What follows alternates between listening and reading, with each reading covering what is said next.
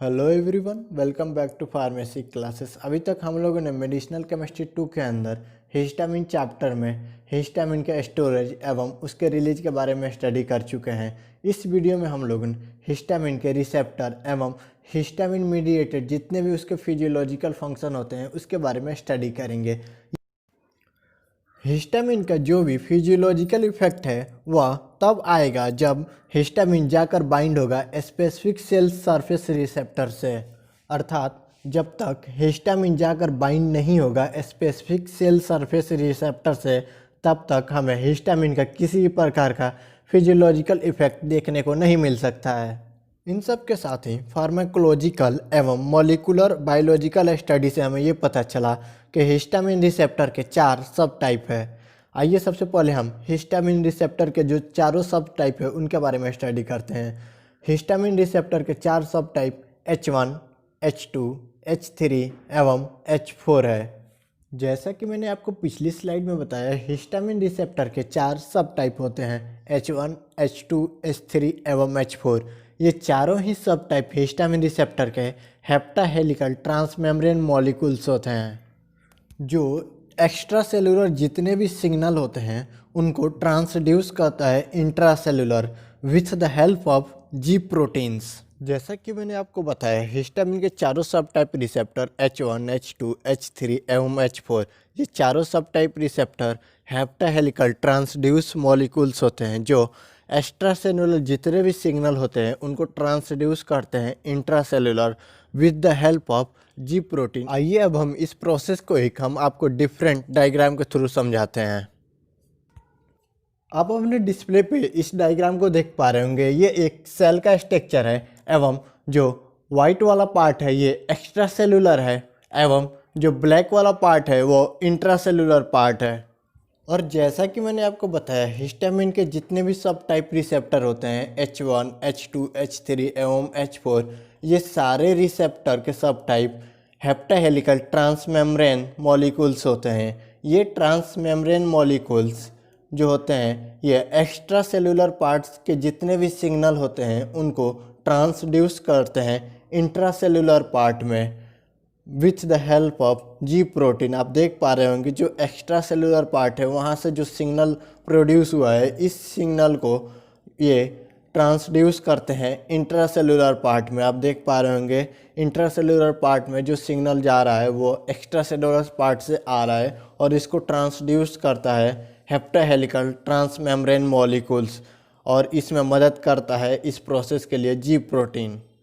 इस प्रोसेस को अगर आसान शब्दों में कहा जाए तो हम जानते हैं कि सेल के 2 पार्ट्स होते हैं, एक्स्ट्रा सेलुलर पार्ट एवं इंट्रासेलुलर पार्ट। आप इस डायग्राम में देख पा रहे होंगे जो वाइट वाला पार्ट है ये एक्स्ट्रा सेलुलर पार्ट है एवं जो ब्लैक वाला पार्ट है वो इंट्रासेलुलर पार्ट है। इस सेल के वाइट वाले पार्ट में अर्थात एक्स्ट्रा सेलुलर पार्ट में अगर कोई सिग्नल जनरेट होगा तो उसको इंट्रासेलुलर पार्ट तक जो ट्रांसड्यूस कराने में मदद करता है वो होता है हेप्टाहेलिकल ट्रांसमेम्ब्रेन मॉलिक्यूल। और हम जानते हैं कि हिस्टामिन रिसेप्टर के जो चारों सब टाइप है H1, H2, H3 एवं H4, ये चारों सब टाइप रिसेप्टर हेप्टाहेलिकल ट्रांसमेम्ब्रेन मॉलिक्यूल होते हैं जो मदद कर देते हैं हमारे एक्स्ट्रा सेलुलर सिग्नल को ट्रांसड्यूस करने में इंट्रासेलुलर पार्ट तक। इस प्रोसेस में जी प्रोटीन भी मदद करता है। इन सब के साथ ही इस वीडियो में मैं आपको 5 ऐसे टर्म को मेंशन कराऊंगा जिसके आधार पर आप हिस्टामिन रिसेप्टर के जो चारों सब टाइप रिसेप्टर है H1, H2, H3 एवं H4 ये एक दूसरे से बिल्कुल डिफरेंट है। तो चलिए उस टर्म को देखते हैं जिसके आधार पर हम हिस्टामिन रिसेप्टर के चारों सब टाइप रिसेप्टर को बिल्कुल एक दूसरे से डिफरेंट कर सकते हैं, जिसमें फर्स्ट है expression, second location, third primary structure, fourth precise signal transduction process एवं फिफ्थ फिजियोलॉजिकल फंक्शन। ये 5 ऐसे टर्म हैं जिसके आधार पर हिस्टामिन रिसेप्टर के जो चारों सब टाइप रिसेप्टर है वो एक दूसरे से बिल्कुल डिफरेंट है।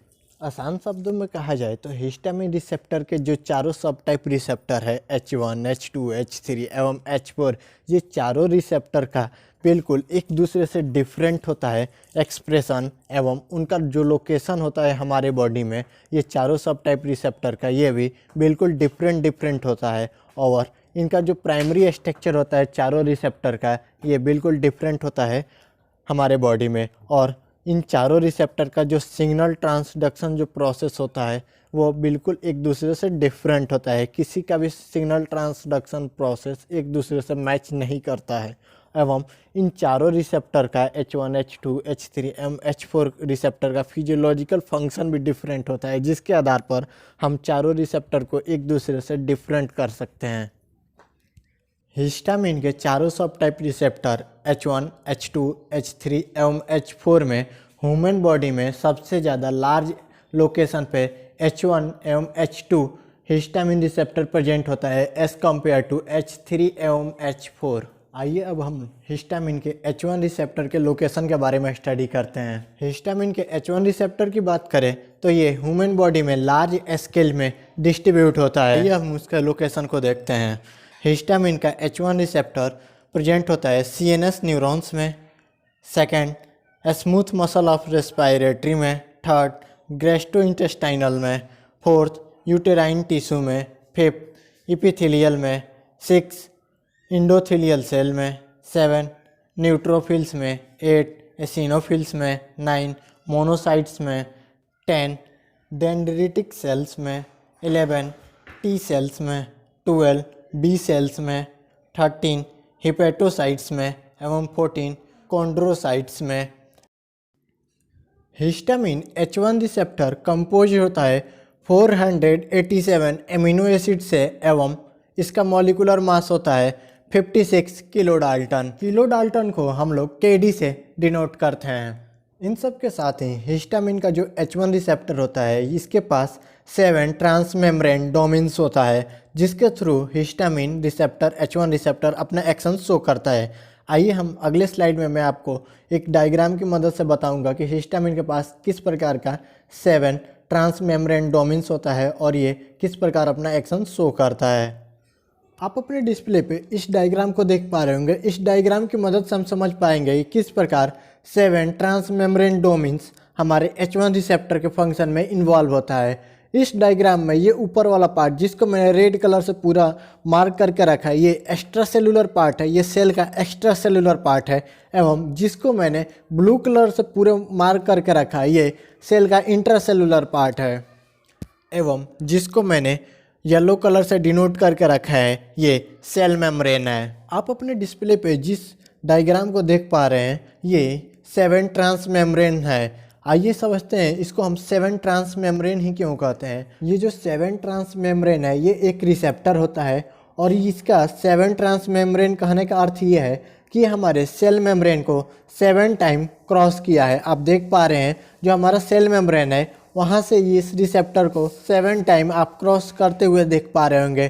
First, second, third, fourth, fifth, 6, 7, ये 7 टाइम हमारे सेल मेम्ब्रेन को क्रॉस किया है। इसके कारण हम इसे 7 ट्रांसमेम्ब्रेन रिसेप्टर या फिर 7 ट्रांसमेम्ब्रेन डोमेन्स कहते हैं। वहीं इस 7 ट्रांसमेम्ब्रेन डोमेन्स या फिर 7 ट्रांसमेम्ब्रेन रिसेप्टर के स्ट्रक्चर की बात करें तो जैसा कि मैंने आपको बताया ये रिसेप्टर हमारे सेल मेम्ब्रेन में प्रेजेंट होता है और इस रिसेप्टर का आधा पार्ट हमारे एक्स्ट्रा सेलुलर पार्ट के तरफ है एवं आधा इंट्रासेलुलर में, जैसा कि आप देख पा रहे हैं जिसको मैंने रेड कलर से मार्क करके रखा है ये एक्स्ट्रा सेलुलर की तरफ इस रिसेप्टर का पार्ट है एवं जिसको मैंने ब्लैक कलर से मार्क करके रखा है ये हमारे इंट्रासेलुलर की तरफ इसका पार्ट है। तो हम कह सकते हैं कि जो हमारा 7 ट्रांसमेम्ब्रेन डोमेन्स या फिर 7 ट्रांसमेम्ब्रेन रिसेप्टर है इसका आधा पार्ट एक्स्ट्रा सेलुलर की तरफ है एवं आधा इंट्रासेलुलर की तरफ है। एवं इस रिसेप्टर के 2 एंड है, एक एंड एक्स्ट्रा सेलुलर की तरफ है एवं एक एंड इंट्रासेलुलर की तरफ है। एक्स्ट्रा सेलुलर की तरफ जो एंड है उसमें फंक्शनल ग्रुप NH2 अटैच है। वहीं बात करें इंट्रासेलुलर की तरफ जो एंड है उस एंड से COOH फंक्शनल ग्रुप अटैच है और NH2 जिस पार्ट में प्रेजेंट है अर्थात एक्स्ट्रा सेलुलर पार्ट में NH2 फंक्शनल ग्रुप के तौर पे प्रेजेंट है, इसलिए इसे हम N टर्मिनल के नाम से जानते हैं। वहीं बात करें इंट्रासेलुलर की तो उधर COOH फंक्शनल ग्रुप अटैच है जिसे हम C टर्मिनल के नाम से जानते हैं। जैसा कि मैंने आपको बताया 7 ट्रांसमेम्ब्रेन डोमेन्स या फिर 7 ट्रांसमेम्ब्रेन रिसेप्टर के दो एंड होते हैं। एक एंड एक्स्ट्रा सेलुलर की तरफ है एवं एक एंड इंट्रासेलुलर की तरफ प्रेजेंट होता है। जो एंड एक्स्ट्रा सेलुलर की तरफ प्रेजेंट है उसे हम एन टर्मिनल कहते हैं एवं यहाँ पे फंक्शनल ग्रुप के तौर पे NH2 अटैच होता है। वहीं बात करें इंट्रासेलुलर के तरफ जो एंड प्रेजेंट होता है उसे हम सी टर्मिनल कहते हैं। इसमें फंक्शनल ग्रुप के तौर पे COOH फंक्शनल ग्रुप अटैच होता है। इस रिसेप्टर का जो एन टर्मिनल NH2 है ये रिस्पॉन्सिबल होता है बाइंडिंग के लिए हमारे ड्रग या फिर लिगेंड से। वहीं बात करें इस रिसेप्टर का सेकेंड एंड जिसे हम सी टर्मिनल कहते हैं, ये रिस्पॉन्सिबल होता है हमारे सेल के अंदर जो भी एंजाइम है उनको एक्टिवेट करने के लिए। एवं मैंने आपको बता ही दिया था कि हम इसे 7 ट्रांसमेम्ब्रेन डोमेन्स या फिर 7 ट्रांसमेम्ब्रेन रिसेप्टर क्यों कहते हैं, क्योंकि ये हमारे सेल मेम्ब्रेन को 7 टाइम क्रॉस किया है, इसलिए इसे हम 7 ट्रांसमेम्ब्रेन डोमेन्स या फिर 7 ट्रांसमेम्ब्रेन रिसेप्टर कहते हैं। 7 ट्रांसमेम्ब्रेन डोमेन्स या फिर 7 ट्रांसमेम्ब्रेन रिसेप्टर में 6 लूप प्रेजेंट होते हैं। 3 लूप एक्स्ट्रा सेलुलर पार्ट के तरफ एवं 3 लूप इंट्रासेलुलर पार्ट के तरफ। आप अपने डिस्प्ले पर देख पा रहे होंगे, जैसा कि मैंने बताया एक्स्ट्रा सेलुलर पार्ट के तरफ इस रिसेप्टर के 3 लूप प्रेजेंट होते हैं, जिसको मैंने रेड कलर से मार्क करके रखा है। वहीं बात करें इंट्रासेलुलर पार्ट की, तो इंट्रासेलुलर पार्ट में भी 3 लूप प्रेजेंट होते हैं इस रिसेप्टर को, जिसको मैंने ब्लैक कलर से मार्क करके रखा है। इस प्रकार 7 ट्रांसमेम्ब्रेन डोमेन्स या फिर 7 ट्रांसमेम्ब्रेन रिसेप्टर के 6 लूप प्रेजेंट होते हैं, 3 एक्स्ट्रा सेलुलर पार्ट की तरफ एवं 3 इंट्रासेलुलर पार्ट की तरफ।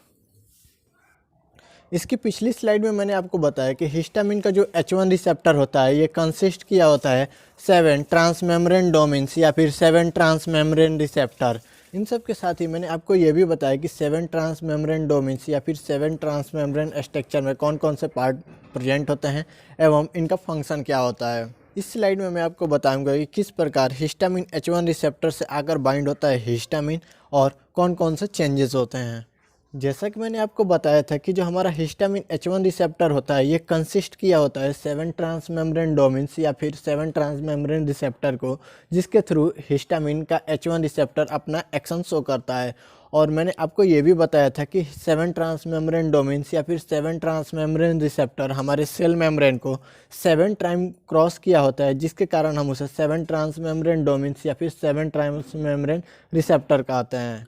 इन सब के साथ ही साइड डायरेक्टेड म्यूटाजेनेसिस के स्टडी से हमें ये पता चला कि जो 7 ट्रांसमेम्ब्रेन रिसेप्टर या फिर 7 ट्रांसमेम्ब्रेन जो डोमेन्स होता है इसका ट्रांसमेम्ब्रेन 3rd एवं ट्रांसमेम्ब्रेन 5th रिस्पॉन्सिबल होता है बाइंडिंग के लिए हमारे हिस्टामिन का।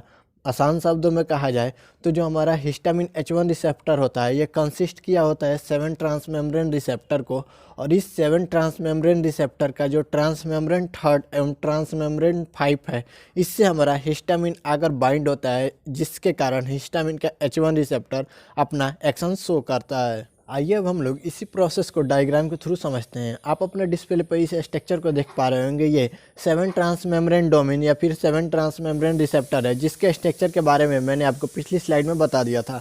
इस स्ट्रक्चर में आप देख पा रहे होंगे जो मैंने ट्रांसमेम्ब्रेन 3rd को रेड कलर से मार्क करके रखा है एवं ट्रांसमेम्ब्रेन 5th को मैंने ब्लैक कलर से मार्क करके रखा है। ये जो ट्रांसमेम्ब्रेन 3rd है एवं ट्रांसमेम्ब्रेन 5th है ये रिस्पॉन्सिबल होते हैं हिस्टामिन के H1 रिसेप्टर के फिजियोलॉजिकल फंक्शन के लिए, क्योंकि मैंने आपको बताया था कि जो हिस्टामिन H1 रिसेप्टर होता है ये कंसिस्ट किया होता है 7 ट्रांसमेम्ब्रेन डोमेन या फिर 7 ट्रांसमेम्ब्रेन रिसेप्टर्स को, और ये जो 7 ट्रांसमेम्ब्रेन रिसेप्टर है इसका ट्रांसमेम्ब्रेन 3rd एवं ट्रांसमेम्ब्रेन 5th से ही हमारा हिस्टामिन आकर बाइंड होता है, जिसके कारण हिस्टामिन का H1 रिसेप्टर अपना एक्शन शो करता है।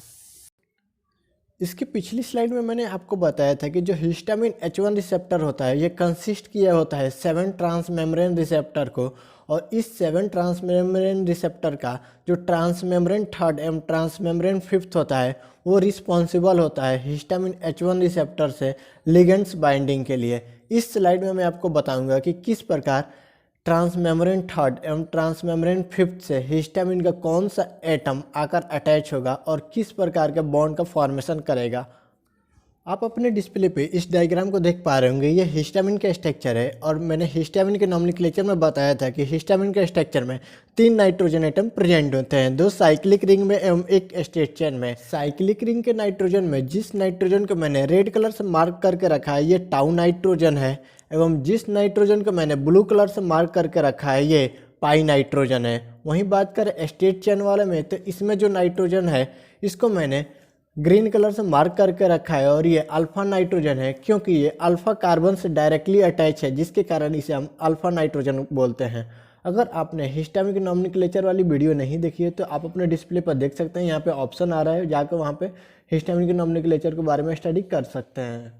जैसा कि मैंने आपको इस वीडियो में बताया था कि हिस्टामिन का जो H1 रिसेप्टर है, ये हिस्टामिन के H1 रिसेप्टर कंसिस्ट किया होता है 7 ट्रांस मेम्ब्रेन डोमेन्स या फिर 7 ट्रांस मेम्ब्रेन रिसेप्टर, एवं इस 7 ट्रांस मेम्ब्रेन रिसेप्टर का ट्रांस मेम्ब्रेन थर्ड एवं ट्रांस मेम्ब्रेन फिफ्थ रिस्पॉन्सिबल होता है हिस्टामिन के H1 रिसेप्टर से किसी भी ड्रग एवं लिगेंड्स के बाइंडिंग के लिए।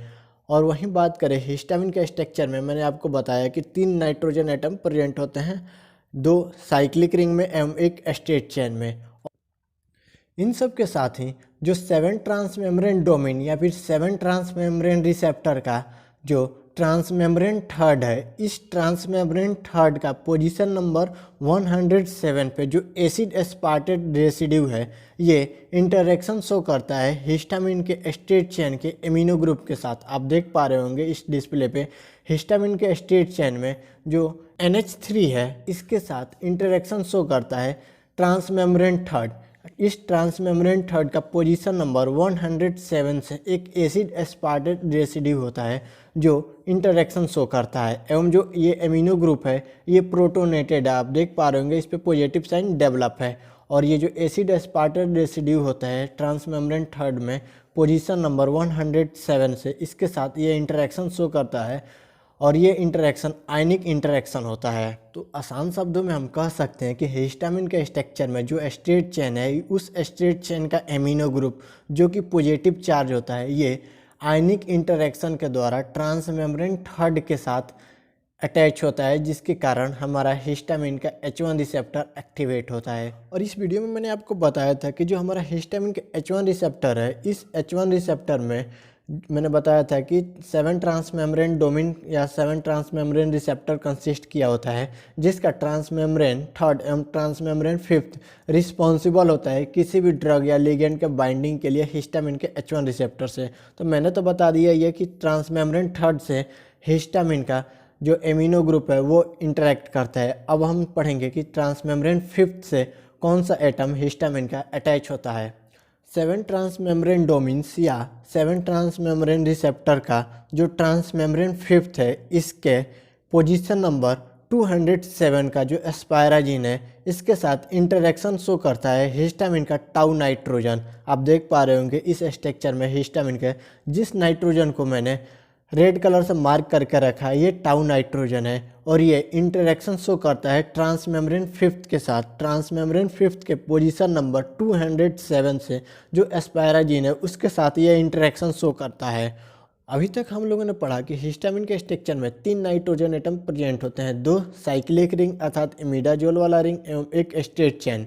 जो हमारा साइक्लिक रिंग में टाउ नाइट्रोजन है ये इंटरेक्शन शो कर रहा है ट्रांस मेम्ब्रेन फिफ्थ के साथ पोजीशन नंबर 207 पे एस्पायराजीन के साथ। वहीं बात करें हिस्टामिन स्ट्रक्चर के स्ट्रेट चेन में जो नाइट्रोजन है अर्थात एमिनो ग्रुप है, ये इंटरेक्शन शो कर रहा था ट्रांस मेम्ब्रेन थर्ड के साथ position number 107 acid aspartate residue के साथ। अब बचा इस स्ट्रक्चर में अर्थात हिस्टामिन के स्ट्रक्चर में जो हमारा पाई नाइट्रोजन है, ये पाई नाइट्रोजन भी इंटरेक्शन शो करता है लाइसिन 200 के साथ, जिसके कारण हमारा जो हिस्टामिन का H1 रिसेप्टर है वो एक्टिवेट हो जाता है। ओवरऑल देखा जाए हिस्टामिन के स्ट्रक्चर में इंटरेक्शन की बात करें तो हिस्टामिन के स्ट्रक्चर में 3 नाइट्रोजन है, 2 साइक्लिक रिंग अर्थात इमिडाजोल वाला रिंग एवं एक स्ट्रेट चेन एमिनो वाला। जो हमारा साइक्लिक रिंग है उसका जो टाउ नाइट्रोजन है, ये टाउ नाइट्रोजन इंटरेक्शन शो कर रहा था हमारे ट्रांस मेम्ब्रेन फिफ्थ के साथ। ये जो ट्रांस मेम्ब्रेन फिफ्थ है उसके पोजीशन नंबर 207 के जो एस्पायराजीन है उसके साथ ये इंटरेक्शन शो कर रहा है। वहीं बात करें हिस्टामिन स्ट्रक्चर के पाई नाइट्रोजन की, तो ये पाई नाइट्रोजन इंटरेक्शन शो कर रहा था लाइसिन 200 के साथ। और हिस्टामिन के जो स्ट्रेट चेन है उसमें भी एक नाइट्रोजन प्रेजेंट है जिसको अपन अल्फा नाइट्रोजन बोलते हैं या फिर एमिनो ग्रुप, ये भी इंटरेक्शन शो करता है। और ये जो हमारा अल्फा नाइट्रोजन है अर्थात एमिनो ग्रुप है, ये इंटरेक्शन शो करता है ट्रांसमेम्ब्रेन थर्ड के साथ। ट्रांसमेम्ब्रेन थर्ड का पोजीशन नंबर 107 के साथ जो एसिड एस्पार्टेट रेसिड्यू है उसके साथ ये इंटरेक्शन शो करता है और यहाँ पे ये आयनिक इंटरेक्शन के द्वारा अटैच हो जाता है। तो हमारा जो हिस्टामिन है, ये हिस्टामिन का तीनों ही नाइट्रोजन अटैच हो गया, जिसके कारण हमारा हिस्टामिन का H1 रिसेप्टर एक्टिवेट हो गया। तो इस प्रकार हम कह सकते हैं कि हिस्टामिन के स्ट्रक्चर में 3 नाइट्रोजन एटम जो प्रेजेंट है, 2 साइक्लिक रिंग एवं एक स्ट्रेट चेन वाला। साइक्लिक रिंग मतलब इमिडाजोल वाला। ये तीनों ही नाइट्रोजन इंपॉर्टेंट रोल प्ले करते हैं हिस्टामिन के H1 रिसेप्टर को एक्टिवेट करने के लिए। जैसा कि मैंने आपको बताया कि हिस्टामिन H1 रिसेप्टर कंसिस्ट किया होता है 7 ट्रांसमेम्ब्रेन रिसेप्टर को, एवं ये भी बताया कि हिस्टामिन स्ट्रक्चर का कौन सा एटम आकर किस ट्रांसमेम्ब्रेन के साथ अटैच हो रहा है जिससे हमारा हिस्टामिन H1 रिसेप्टर एक्टिवेट हो रहा है। अब हम लोग इस स्लाइड में पढ़ेंगे किस प्रकार हिस्टामिन H1 रिसेप्टर एक्टिवेट होता है, तो कौन कौन से केमिकल रिएक्शन होते हैं। आप अपने डिस्प्ले पर इस स्ट्रक्चर को देख पा रहे होंगे। इस स्ट्रक्चर की मदद से हम पढ़ेंगे कि जो हमारा हिस्टामिन H1 रिसेप्टर है वो एक्टिवेट होने के बाद कौन कौन सी प्रोसेस हमारे सेल के अंदर होती है। ये जो आप स्ट्रक्चर देख पा रहे हैं ये 7 ट्रांसमेम्ब्रेन रिसेप्टर है एवं ये हमारे सेल मेम्ब्रेन में अटैच होता है। बाहर का पोर्शन जिसको मैंने रेड कलर से मार्क करके रखा है ये एक्स्ट्रा सेलुलर पार्ट है, एवं जिसको मैंने ब्लू कलर से मार्क करके रखा है ये इंट्रा सेलुलर पार्ट है, एवं जिसको मैंने येलो कलर से मार्क करके रखा है ये सेल मेम्ब्रेन है। एवं जो हमारा सेल का इंट्रा सेलुलर पार्ट है, इस पार्ट में हमारा जी प्रोटीन कपल रिसेप्टर अटैच होता है। आप देख पा रहे होंगे जिस स्ट्रक्चर को मैंने ब्लू कलर से मार्क करके रखा है ये जी प्रोटीन कपल रिसेप्टर है। और जी प्रोटीन कपल रिसेप्टर के 3 सब यूनिट होते हैं, जी अल्फा, जी बीटा, जी गामा। ये तीनों ही सब यूनिट एक साथ अटैच होकर जी प्रोटीन कपल रिसेप्टर के तौर पे अटैच रहते हैं हमारे सेल मेम्ब्रेन से। इन सब के साथ ही ये जो जी प्रोटीन के 3 सब यूनिट है, जी अल्फा, जी बीटा एवं जी गामा, ये तीनों सब यूनिट को आपस में बाइंड करके रखता है जीडीपी। जब तक हमारे जी प्रोटीन से जीडीपी बाइंड रहेगा तब तक जी प्रोटीन के तीनों सब यूनिट जी अल्फा, जी बीटा एवं जी गामा आपस में बाइंड रहेंगे। ये फ्री फॉर्म में हमारे सेल के अंदर प्रेजेंट नहीं रहेंगे जब तक जीडीपी हमारे जी प्रोटीन कपल रिसेप्टर के साथ बाइंड रहेगा। जी प्रोटीन कपल रिसेप्टर इसलिए भी कहते हैं क्योंकि यहाँ पे जीडीपी बाइंड रहता है, लिंक रहता है हमारे जी प्रोटीन के साथ, इसलिए इसे हम जी प्रोटीन कपल रिसेप्टर कहते हैं। और इस जी प्रोटीन कपल रिसेप्टर के तीनों ही सब यूनिट जी अल्फा, जी बीटा एवं जी गामा के आपस में बाइंड करके रखता है जीडीपी। ये जो हमारा जी प्रोटीन कपल रिसेप्टर है, अगर इसके साथ जीडीपी की जगह जीटीपी बाइंड हो गया तो जी प्रोटीन के तीनों ही सब यूनिट जी अल्फा, जी बीटा एवं जी गामा को आपस में ब्रेक कर देंगे। और ये जैसे ही फ्री होंगे जी अल्फा, जी बीटा एवं जी गामा, ये हमारे सेल के अंदर जितने भी एंजाइम है उनको एक्टिवेट कर देंगे, जिसके कारण हमारे सेल के अंदर वेरियस केमिकल रिएक्शन होने लगेंगे।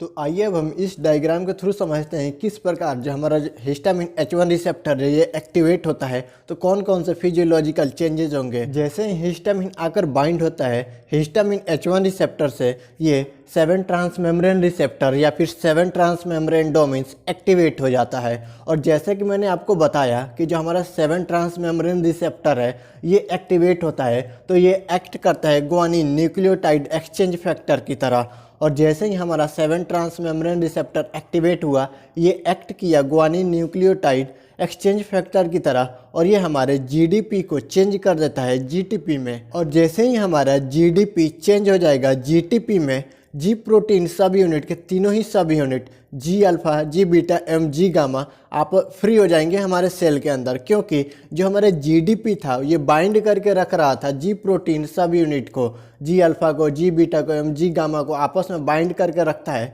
जीडीपी। अगर यह जीडीपी चेंज हो गया जीटीपी में तो जी प्रोटीन के तीनों ही सब यूनिट जी अल्फा, जी बीटा एवं जी गामा फ्री हो जाएंगे और ये हमारे सेल के अंदर जितने भी इंजाइमेटिक रिएक्शन है उसमें इन्वॉल्व हो जाएंगे। तो हम कह सकते हैं कि जैसे ही हमारा 7 ट्रांस मेम्ब्रेन रिसेप्टर एक्टिवेट हुआ, ये एक्ट किया ग्वानिन न्यूक्लियोटाइड एक्सचेंज फैक्टर की तरह, अर्थात ये हमारे जीडीपी को चेंज कर दिया जीटीपी में, जिससे हमारा जी प्रोटीन कपल रिसेप्टर एक्टिवेट हो गया।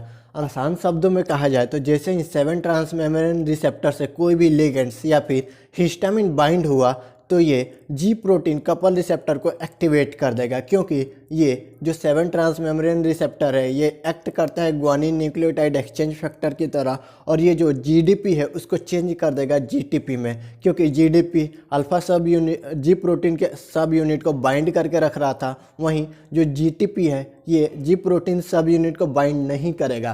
तो जैसे ही जीटीपी आएगा इस जी प्रोटीन के साथ, तो जी प्रोटीन के सब यूनिट फ्री हो जाएंगे और ये हमारे सेल के अंदर इंजाइमेटिक रिएक्शन में इन्वॉल्व हो जाएंगे। तो आइए अब हम इस डायग्राम के सारे ही केमिकल स्टेप को एक एक करके देखते हैं। तो ये जो हमारा 7 ट्रांस मेम्ब्रेन रिसेप्टर है, इससे जैसे ही हमारा हिस्टामिन आकर अटैच हुआ, ये हमारा 7 ट्रांस मेम्ब्रेन रिसेप्टर एक्टिवेट हुआ और ये एक्ट किया ग्वानिन न्यूक्लियोटाइड एक्सचेंज फैक्टर की तरह। और हम जानते हैं कि ग्वानिन न्यूक्लियोटाइड एक्सचेंज फैक्टर हमारे जीडीपी को चेंज कर देता है जीटीपी में। जैसे ही जीटीपी में चेंज हुआ हमारा जीडीपी, जी प्रोटीन के तीनों ही सब यूनिट आपस में ब्रेक करेंगे और ये जो जी अल्फ़ा है ये एक्टिवेट हो गया, अर्थात ये फ्री फॉर्म में है, तो ये हमारे सेल के अंदर अब एक्टिव फॉर्म में है। और आप देख पा रहे होंगे जो हमारे जी अल्फ़ा अलग से जिसको मैंने ब्लैक कलर से मार्क करके रखा है, ये जी अल्फ़ा अब फ्री फॉर्म में है, क्योंकि यहाँ पे जीडीपी की जगह जैसे ही जीटीपी बाइंड हुआ हमारा जी अल्फ़ा एक्टिवेट हो गया, अर्थात फ्री फॉर्म में हमारे सेल के अंदर हो गया और ये एक्टिव फॉर्म में हो गया। और जैसे ही जी अल्फ़ा एक्टिवेट होता है अर्थात फ्री फॉर्म में होता है, ये अपना एक्शन शो करता है फॉस्फोलाइपेज सी पे। आप देख पा रहे होंगे जिस स्ट्रक्चर को मैंने ब्लैक कलर से मार्क करके रखा है, यहाँ पे आप देख पा रहे होंगे जो हमारा जी अल्फ़ा है ये एक्ट कर रहा है फॉस्फोलाइपेज सी पे, क्योंकि आप देख पा रहे होंगे यहाँ पे पॉजिटिव साइन मैंने मेंशन किया हुआ है। ये पॉजिटिव साइन ये दर्शा रहा है कि ये एक्टिवेट कर रहा है फॉस्फोलाइपेज सी को।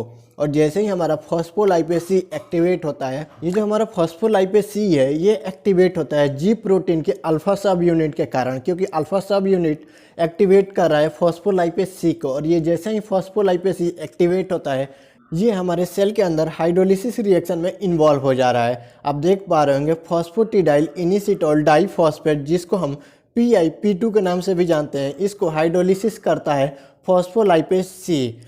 जैसे ही हमारे सेल के अंदर फॉस्फोटिडाइल इनिसिटोल डाइफॉस्फेट अर्थात PiP2 का हाइड्रोलिसिस होता है in the presence of phospholipase C, तो दो प्रोडक्ट का फॉर्मेशन होता है। फर्स्ट इनिसिटोल 1,4,5 ट्राई फॉस्फेट, जिसको हम IP3 के नाम से भी जानते हैं, एवं सेकेंड प्रोडक्ट है 1,2-डाईएसाइल ग्लिसरॉल, जिसे हम DAG के नाम से भी जानते हैं। तो हम कह सकते हैं कि जैसे ही है फॉस्फोलाइपेज सी एक्टिवेट होता है हमारे सेल के अंदर, ये हाइड्रोलिसिस रिएक्शन में इन्वॉल्व होता है और ये दो प्रकार के प्रोडक्ट का फॉर्मेशन करता है। हमारे सेल के अंदर फॉस्फोटिडाइल इनिसिटोल डाइफॉस्फेट अर्थात PiP2 को हाइड्रोलाइज कर देता है, जिससे दो प्रोडक्ट का फॉर्मेशन होता है इनिसिटोल 1,4,5 ट्राइफॉस्फेट, जिसे हम PiP3 कहते हैं, एवं सेकेंड प्रोडक्ट 1,2-डाईएसाइल ग्लिसरॉल, जिसे हम DAG के नाम से भी जानते हैं। ये दोनों ही प्रोडक्ट हमारे सेल के अंदर हाइड्रोलिसिस प्रोसेस के द्वारा बनता है। अब हम अगली स्लाइड में पढ़ेंगे कि किस प्रकार IP3 अर्थात इनिसिटोल 1,4,5 ट्राइफॉस्फेट हमारे सेल के अंदर किस रिएक्शन अर्थात किस फिजियोलॉजिकल फंक्शन के लिए इन्वॉल्व होता है, एवं जो हमारा सेकेंड प्रोडक्ट है 1,2-डाईएसाइल ग्लिसरॉल, जिसे हम DAG कहते हैं, ये भी किस रिएक्शन अर्थात किस फिजियोलॉजिकल फंक्शन के लिए इन्वॉल्व होता है हमारे सेल के अंदर। इसको हम नेक्स्ट स्लाइड में पढ़ेंगे। इसकी पिछली स्लाइड में मैंने आपको बताया है किस प्रकार फॉस्फोलाइपेज सी एक्टिवेट हो रहा था, तो हमारे फॉस्फोटिडाइल इनिसिटोल डाइफॉस्फेट को हाइड्रोलाइज कर रहा है। फॉस्फोटिडाइल इनिसिटोल डाइफॉस्फेट को शॉर्ट फॉर्म में हम लोग PiP2 के नाम से भी जानते हैं। और जब इसका हाइड्रोलिसिस होता है तो दो प्रकार के प्रोडक्ट का फॉर्मेशन हो रहा है, IP3 एवं DAG। IP3 को हम लोग इनिसिटोल 1,4,5 ट्राइफॉस्फेट के नाम से जानते हैं, एवं DAG अर्थात 1,2-डाईएसाइल ग्लिसरॉल। आइए इनके फंक्शन के बारे में स्टडी करते हैं। आइए सबसे पहले हम इनिसिटोल 1,4,5 ट्राइफॉस्फेट अर्थात IP3 के एक्शन को देखते हैं। जो हमारा IP3 अर्थात इनिसिटोल 1,4,5 ट्राइफॉस्फेट होता है, ये प्रमोट करता है इंट्रासेलुलर कैल्शियम रिलीज को। अर्थात ये जो हमारा IP3 है इनिसिटॉल 1,4,5 ट्राइफॉस्फेट, ये एक्ट करता है इंडोप्लाज्मिक रेटिकुलम पे। जैसे ही हमारा IP3 अर्थात इनिसिटॉल 1,4,5 ट्राइफॉस्फेट एक्ट करता है इंडोप्लाज्मिक रेटिकुलम पे, अर्थात इंडोप्लाज्मिक रेटिकुलम में जो कैल्शियम चैनल होता है उस चैनल पर ये अपना एक्शन शो करता है, जिसके कारण इंडोप्लाज्मिक रेटिकुलम में जो हमारा कैल्शियम चैनल होता है वो ओपन हो जाता है और हमारे इंट्रासेलुलर स्पेस में कैल्शियम की एबिलिटी बढ़ जाती है। तो आसान शब्दों में कहा जाए तो जो हमारा IP3 है अर्थात इनिसिटॉल 1,4,5 ट्राइफॉस्फेट, ये हमारे इंट्रासेलुलर स्पेस में कैल्शियम की एबिलिटी को बढ़ाता है। इसके पिछली स्लाइड में मैंने आपको बताया कि हमारा इनिसिटॉल 1,4,5 ट्राइफॉस्फेट, जिसे हम IP3 कहते हैं, ये हमारे सेल के अंदर अर्थात इंट्रासेलुलर स्पेस में कैल्शियम की एबिलिटी को बढ़ाता है। इस स्लाइड में मैं आपको बताऊंगा DAG अर्थात 1,2-डाईएसाइल ग्लिसरॉल, जिसे हम DAG के नाम से जानते हैं, ये कौन से फंक्शन को रेगुलेट करता है हमारे सेल के अंदर। तो आइए हम DAG के बारे में स्टडी करते हैं। ये जो हमारा DAG है अर्थात 1,2-डाईएसाइल ग्लिसरॉल, जिसे हम DAG के नाम से जानते हैं, ये हमारे सेल के अंदर बहुत सारे बायोकेमिकल पाथवे को स्टिमुलेट करता है। जैसे first phospholipase A2 and DAI, second NFK mediated gene transcription, third cyclic adenosine monophosphate, जिसे हम साइक्लिक AMP के नाम से भी जानते हैं, एवं fourth nitric oxide synthesis production, जिसे हम शॉर्ट फॉर्म में NOS कहते हैं। ये 4 प्रकार के बायोकेमिकल पाथवे हैं जिसको स्टिमुलेट करता है हमारा DAG मतलब 1,2-डाईएसाइल ग्लिसरॉल। अभी तक हम लोगों ने इस वीडियो में हिस्टामिन रिसेप्टर के सब टाइप के बारे में स्टडी किया, साथ ही हिस्टामिन रिसेप्टर का सब टाइप जो H1 रिसेप्टर है उसके बारे में काफ़ी डीप स्टडी किया। अगले वीडियो में हम लोग हिस्टामिन मीडिएटेड जितने भी फिजियोलॉजिकल फंक्शन है उसके बारे में ब्रीफ स्टडी करेंगे।